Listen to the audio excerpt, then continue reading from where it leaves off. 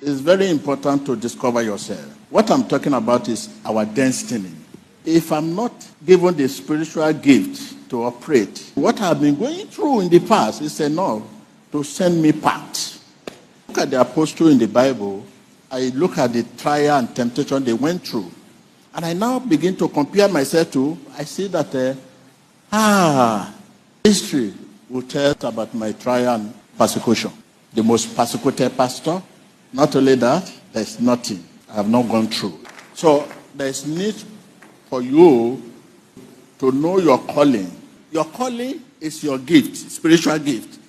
If you don't know your calling and you are operating whatever you become, it does not take these people a second to bring you down. You all in the name of Jesus Christ. Good morning and win today. I am Evangelist Joseph David. In view of the recent BBC documentary series about certain ex-disciples' allegation against Prophet TB Joshua, currently trending in the news and on social media, well, I decided to speak on this matter because I have the moral obligation to do so as a devotee who served under the prophet till his last moment, and privileged to be made a trustee of the SCOAN ministries, and also being the face behind Emmanuel TV commentaries since its inception. I would have loved to toe the path of my mentor, who in his characteristic manner never used to respond to critics and blasphemers because of their ignorance and arrogance. You know, it is pretty hard to convince a mind that is already warped or biased. Remember when Jesus stood trial before Pontius Pilate, he remained silent when he realized that the truth had been ignored. However, I am doing this to strengthen the faith of the millions of people who have been followers of the TB Joshua's ministries and have been greatly inspired by his teachings, impacted by his miracles, and benefited from his generosity through various works of charity. To them, I say, cheer up. Prophet TB Joshua is just being ushered into his posthumous Hall of Fame with these new waves of free adverts. As someone who served in the SCOAN ministries for 27 years of my life, all those so-called disciples met me in the ministry except Bisola. I knew how most of them came and why they left. But I didn't think it was necessary refuting any of those fabricated allegations, fabricated confessions coming from the lips of disgruntled persons who could not endure the discipline of discipleship and as a result dropped out with malicious discontent. And now it's time to make a career from tarnishing the reputation of the same man you once called daddy, and enjoyed his fatherly love and care for so many years. What a shame. I'm not here to attack anyone, but I will only touch on a few issues that bother on those things some people so much believe as convincing pieces of evidences. Those materials you see must have taken some serious time and effort to carefully craft them together. For instance, the prophet never stopped disciples from getting married. He only taught us that it is better for one to secure his or her future first before going into marriage. He said since marriage is both a commitment and responsibility, if you are still in the pursuit of your career and at the same time thinking about marriage, it becomes an unnecessary liability. That is it. As he said, how can I be backing you and you are backing someone else? And for goodness sake, how do you think a leader who is married and have children will stop his followers from doing same?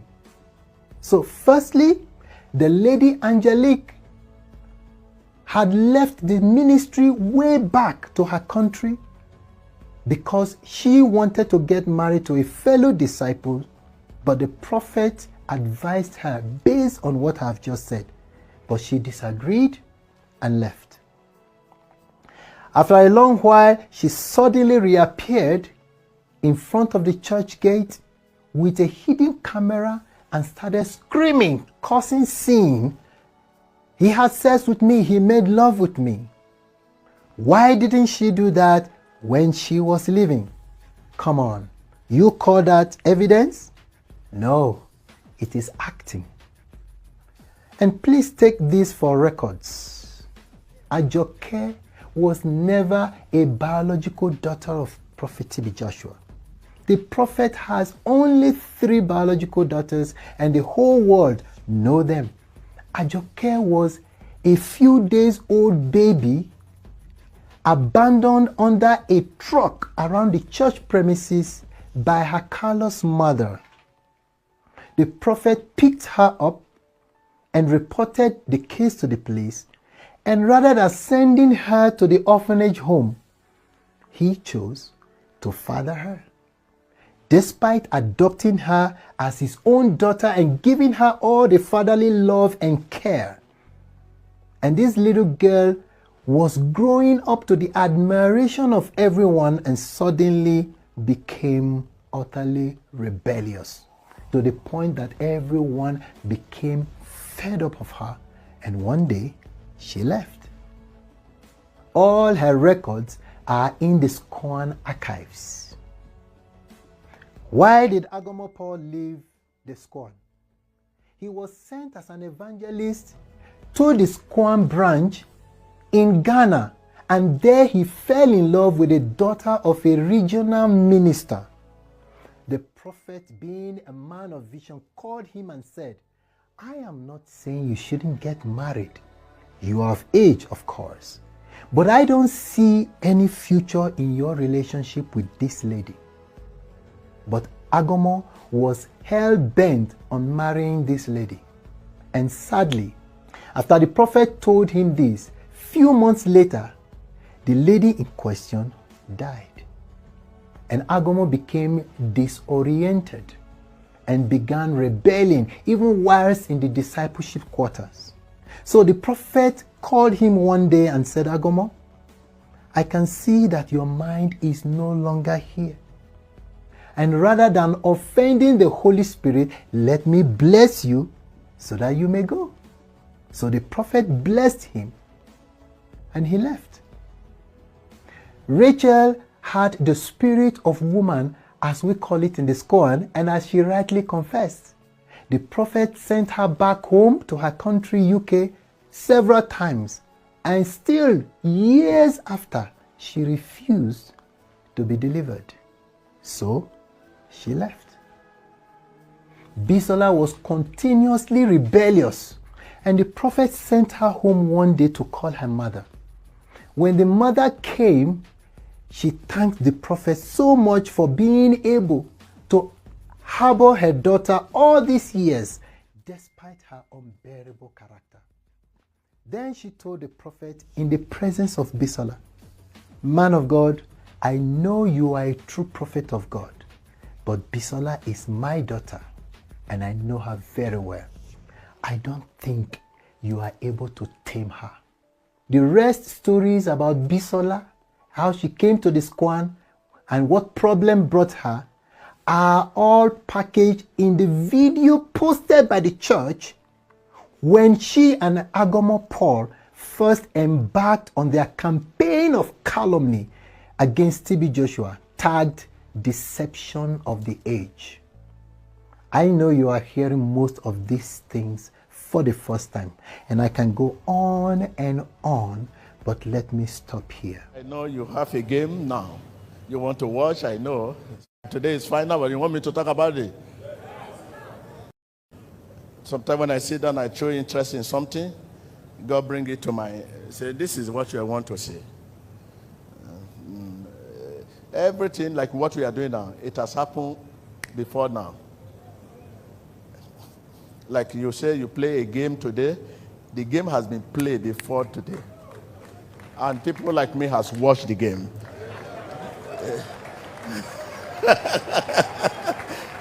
You know, a believer, I can do all things through.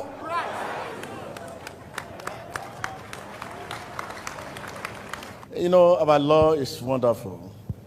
Sometimes it just, when God is prepared blessing, this is blessing, and you are not ready to take it, you may take it any other day. Yes, this blessing is for a country you are not expecting. This victory is for a country you are not expecting. Just to make them smile because of past record they have. What happened to them in the history? I mean, God wants to make them happy. Because of the victim of what happened to them in the past, that record is bringing back, that put it behind you. Yeah, this is joy. Everybody will celebrate. That will make them to forget about the past record of what happened to the same country when they were going and such a thing happened. This is they forget it and dancing and dancing. God showed me first, second, in the second half, at 25 minutes. This is 25 minutes. So thank you. Wave your hand.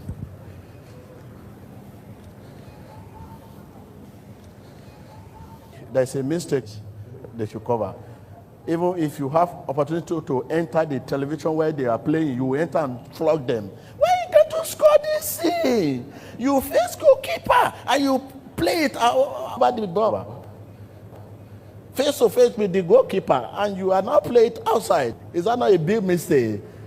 That is the goal that will have given you cup. So it's a mistake now taking it to other side. But second half, I think some correction can be made. Well, I don't know how do you make this correction, but mistake come. Thank you.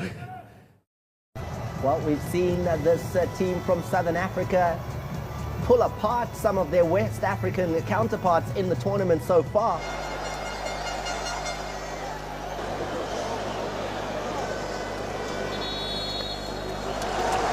Driven and inspired by the memory of 18 Zambia players who tragically died in a plane crash in this city back in 1993. There's a sign over on the far side saying, we honour the players from 93.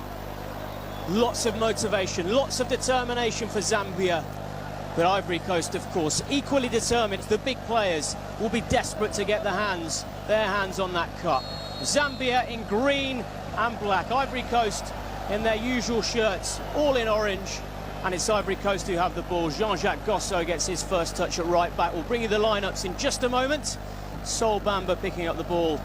This should end the cycle of the golden generation of Ivorian football, but for the Chipolopolo Stars from Zambia, they also need to pay homage to all those, the 30 members who died 28 years ago.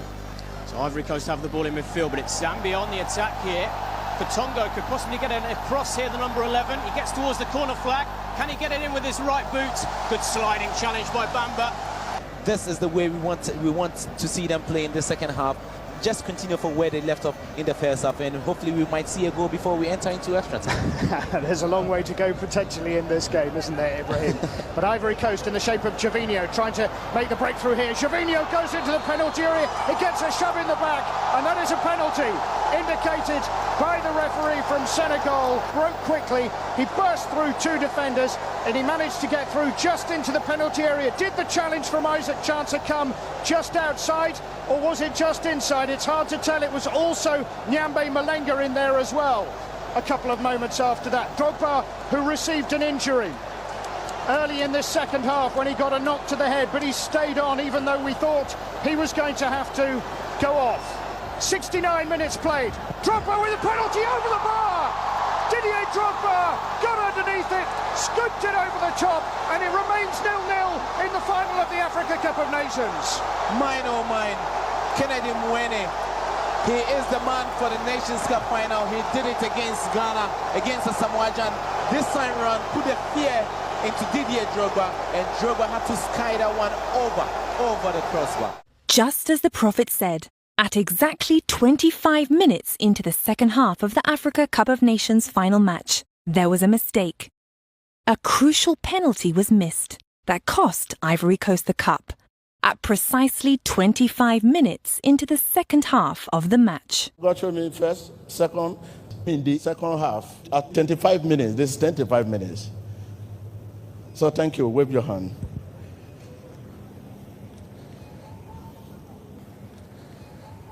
There's a mistake they should cover.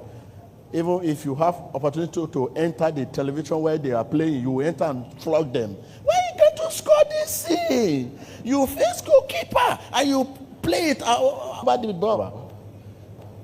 Face to face with the goalkeeper and you are now playing it outside. Is that not a big mistake? That is the goal that will have given you cup. He was trying to curl it, right-footed, didn't put all the power into it. He's complaining about the penalty spot, Didier Drogba. He got right underneath it. You know exactly what he was trying to do. He was trying to curl it into the top corner, but he just got too much on it, and it stays 0-0. 70 minutes played, 0-0 in the final of the Nations Cup. So it's a mistake now taking it to the other side. God wants to make them happy. Because of the victim of what happened to them in the past, that record is bringing back, that put it behind you. Yeah, this is joy. Everybody will celebrate. That will make them to forget about the past record of what happened to the same country when they were going and such a thing happened. This is there they forget it and dancing and dancing. In 2006, when Ivory Coast lost to Egypt in a penalty shootout, you can hear what the fans think of it. Massive run-up. He's on the edge of the D here. Going to be a right-footed penalty. Steps up, sprints up, and it's saved by Mwene. And this time it is a save. The player who's going to take this historic moment for Zambia. It's Rainford Kalaba, the number 17. Rainford Kalaba will have... Up he steps, and it's over! Rainford Kalaba spoons it over the bar. And Zambia's historic opportunity goes begging at least for a few more moments.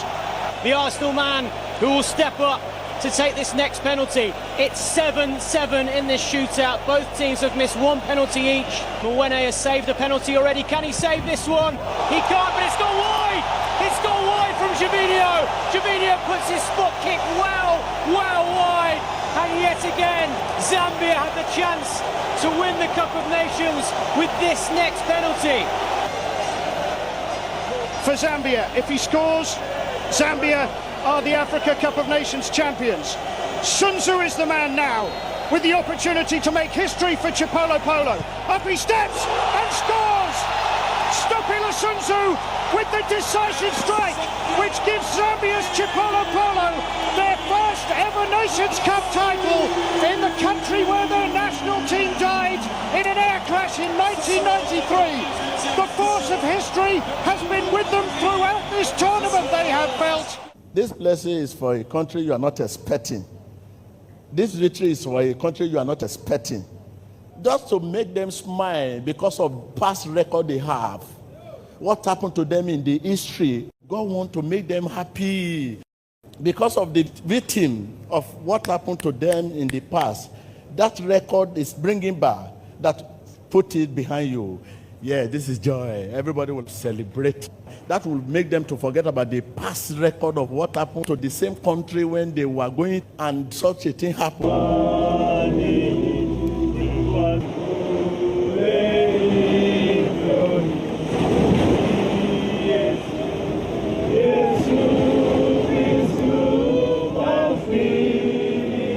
But I'm happy to come here with the team, with the national team. I said to myself that, and I said to the boys that some of us will be more emotional than the others. But a lot of Zambian people are emotional about their team. They're emotional about the team because of what it did on the pitch.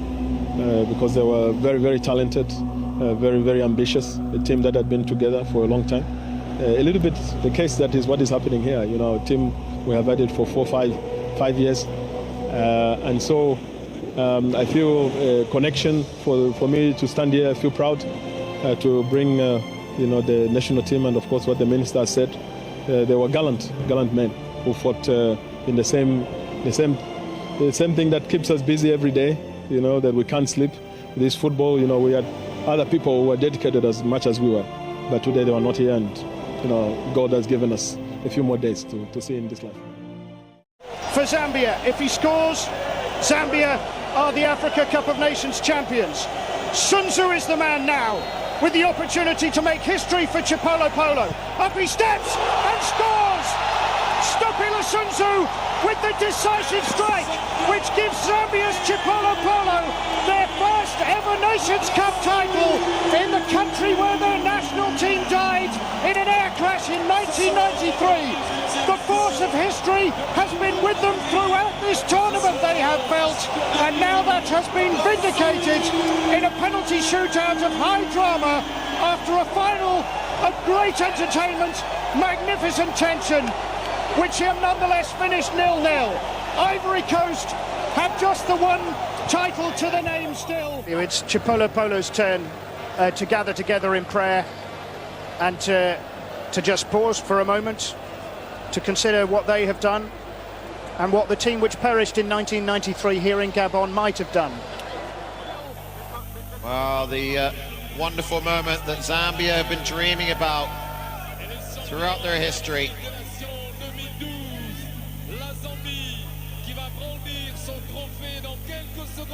Issa Ayutu and the president of Gabon, Mr. Bongo. And it's the two presidents hand over the trophy to Katongo. And Zambia are champions of Africa. Unbelievable. Christopher Katongo, their captain, lifts the trophy. The fireworks go off. And Zambia have won their first continental championship against all the odds. Although really, many people will feel it was written in the stars that they would win here in Gabon. Well, it was their ace in the pack, that overwhelming sense of belief that destiny had carried them here. As the players just lose control, they've got that trophy in their hands now. And well, many decades have passed as they've been trying to get hold of it. And just look at the celebrations. Look what it means to them.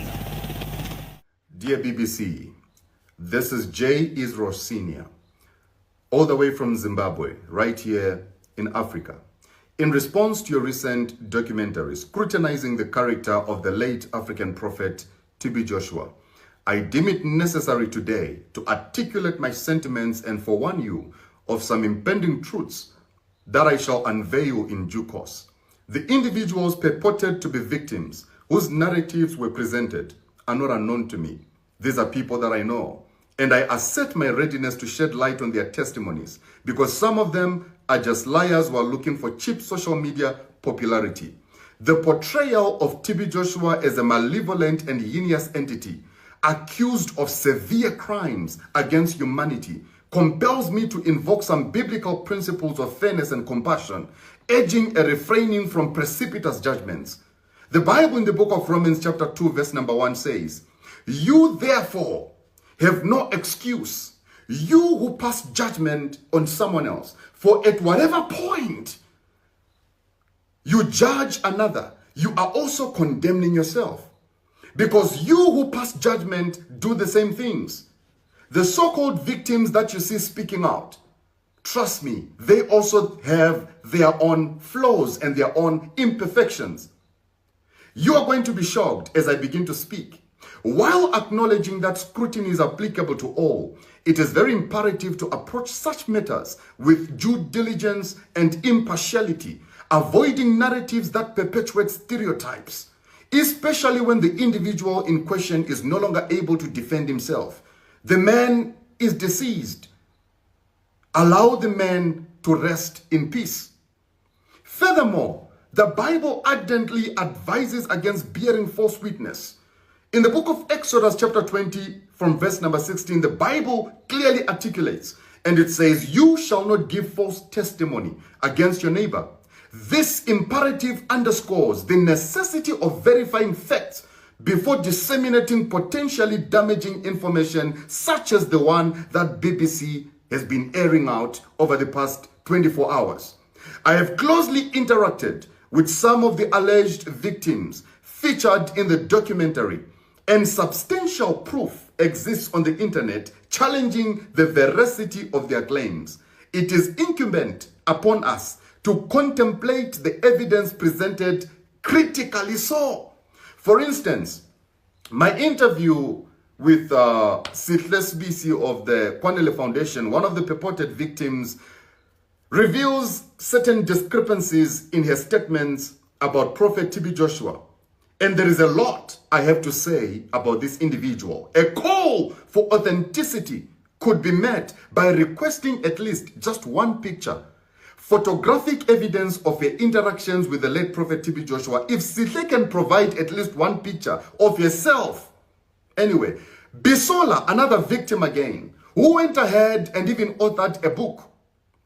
Her apparent bitterness emanates only from one thing. There is an unfulfilled personal desire rather than a genuine grievance against the late Prophet TB Joshua.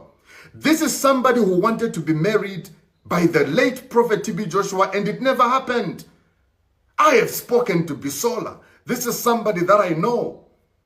In considering the allegations against Prophet TB Joshua, Matthew chapter 7 verse number 1 says, do not judge, or you too will be judged. For in the same way you judge others, you will be judged. And with the measure you use, it will be measured to you. Now, this scriptural guidance advocates for a measured introspective approach when assessing the actions and character of others. Fairness dictates that we recognize the inherent flaws in every human being because nobody is perfect. Only Jesus was perfect. Romans chapter 3:23 says, for all have sinned and fallen short of the glory of God. It is paramount to maintain a balanced perspective that acknowledges both the strengths and imperfections of individuals. Addressing wrongdoing is very essential, trust me on this. But the pursuit of truth demands sensitivity and a commitment to ethical journalism. BBC has failed dismally. Proverbs chapter 18 verse 17 says, the first to present their case seems right until another comes forward and questions them. I have come forward. Cautioning against precipitous conclusions based on one-sided narratives. It is very, very, very, very important to listen very carefully to what I'm saying. Now, moreover, the credentials of an individual known as Solomon Isang Ashoms, purporting to be a journalist and going around masquerading as an investigating journalist, must be scrutinized. A demand for evidence of his journalistic education is warranted, as substantiated claims risk compromising the integrity of the journalistic profession. Solomon is not a journalist, never has been a journalist. He is just a man who has an iPhone and he knows how to sit in front of a phone and lie. Regrettably, my respect for the BBC has waned due to what appears to be a lack of integrity in presenting unverified narratives on camera under the guise of speaking up. Really? BBC, this is a disappointment of the highest order. I beseech the BBC to exercise discernment and adhere to ethical journalism in the pursuit of truth, acknowledging the intricate nature of human character and the paramount importance of upholding biblical principles in the process. I can tell you one thing for sure right now. I can tell you one thing for sure at this point. Now listen to me, and listen to me very, very well. BBC, because of the people, the individuals, the alleged victims that you brought onto your documentary, that you brought to come and speak out, I can tell you right now that the authenticity of your documentary is porous. There's so much porosity to it, simply because the individuals that you brought to come and testify against the late Prophet TB Joshua are actually questionable characters. These are individuals who are out of line. And I can tell you one thing for sure. This is just the beginning. And this is the first video that I'm making. I am not defending Prophet TB Joshua. And trust me, for the very first time, I have to say this. For the very, very first time, in the past, I've said a lot, I've done a lot, but for the very first time, I have to say this. I stand with the late Prophet TB Joshua. Hate me or love me, but I am about to give you some shocking truths about the so-called alleged victims that you saw speaking out in that documentary. My name is J. Israel Sr. I fear nothing, I fear nobody, I only fear God. This is just the beginning. It's about to go down.